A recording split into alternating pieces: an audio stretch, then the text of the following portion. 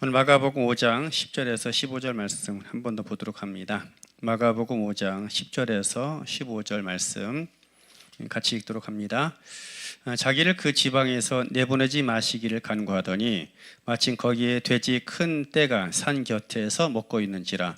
이에 간구하여 이르되 우리를 돼지에게로 보내어 들어가게 하소서 하니 허락하신대 더러운 귀신들이 나와서 돼지에게로 들어가매 거의 2,000마리나 되는 떼가 바다를 향하여 비탈로 내리다라 바다에서 몰사하거늘 치던 자들이 도망하여 읍내와 여러 마을에 말하니 사람들이 어떻게 되었는지를 보러 와서 예수께 이르러 그 귀신 들렸던 자 곧 군대 귀신 집혔던 자가 옷을 입고 정신이 온전하여 앉은 것을 보고 두려워하더라. 아멘. 주의 말씀이었습니다. 하나님이 거하시는 집, 오늘 본문 말씀 하나님이 거하시는 집, 이런 말씀의 제목이 되겠습니다. 어제 잠시 말씀 나눴지만 우리들의 몸은 성전이 되어야 합니다.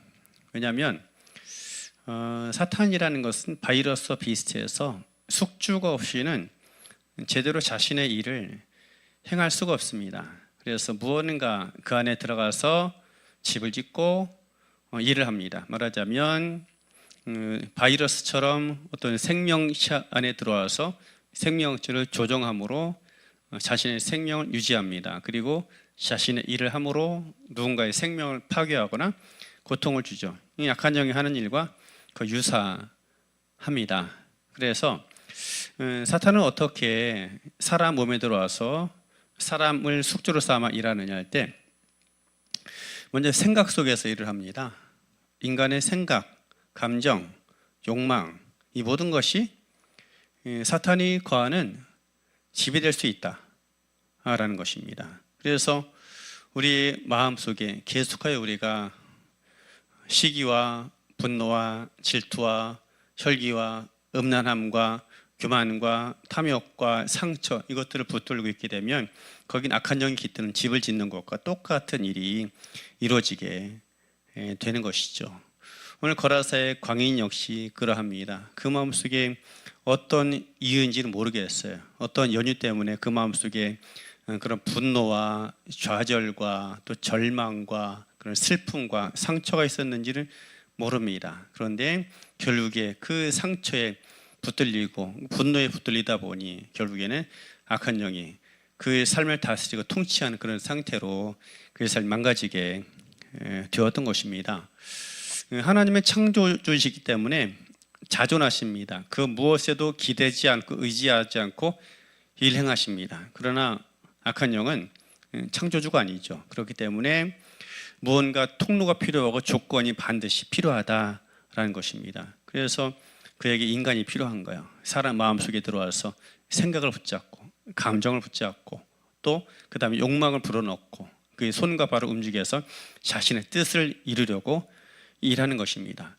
결국 우리의 몸은 집이라는 걸 기억해야 합니다. 우리 몸도 하나님의 거하시는 집이죠.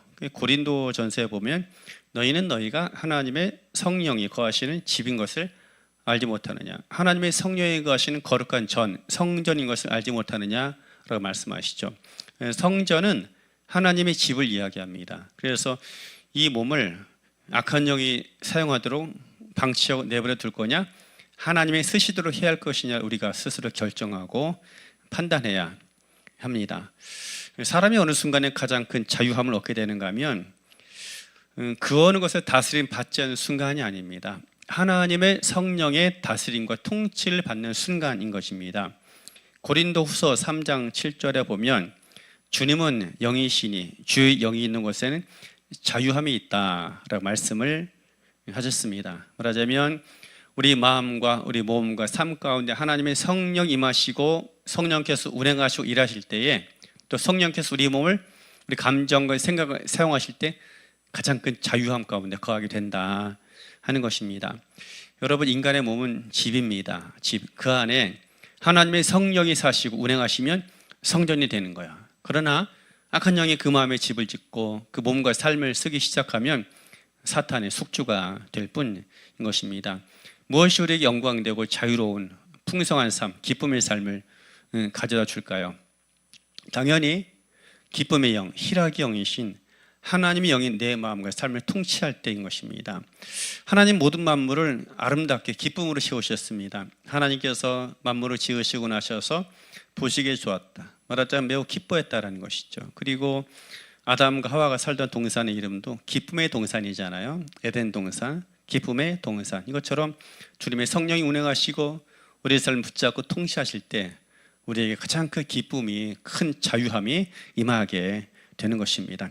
더 이상 우리 마음 가운데 분노와 시기와 질투와 좌절과 절망, 상처를 붙들지 말아야 합니다. 그 붙들리는 것이 아니라 이제 성령님 우리 가운데 충만하게 모셔드려야 합니다. 이 성령님과 인격적으로 만나고 인격적으로 동행해야 합니다. 그래야 할 때 가장 큰 자유함과 가장 큰 평강과 가장 큰 기쁨을 누리는 삶이 될 것입니다.